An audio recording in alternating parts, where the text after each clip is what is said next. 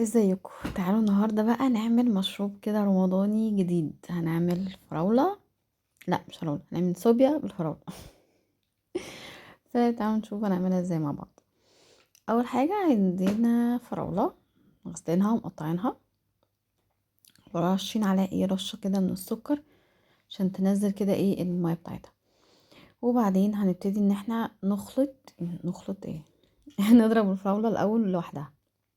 ماشي، نضربها كويس قوي، وبعدين نبتدي بقى نزود الصوبيا زي ما احنا كنا عاملين مع بعض قبل رمضان. بطرمان الصوبيا هحط منه بقى تقريبا 3 معالق كده كبار من بودرة الصوبيا، ورشة او نقطتين من روح جوز الهند بالشكل ده.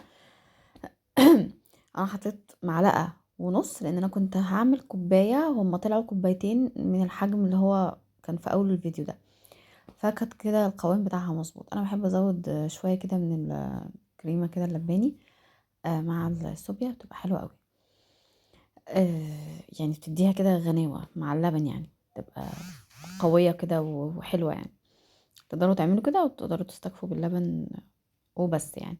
طبعا مش هنزود ميه لان احنا اوريدي عاملين فراولة ضربينها الاول بالميه، فخلاص.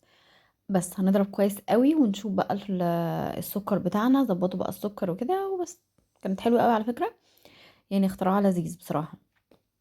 جربوه، يبقى عصير كده جديد وبس. يا رب النهارده يكون الفيديو عجبكم، اشوفكم على خير ان شاء الله الفيديو الجاي. باي باي.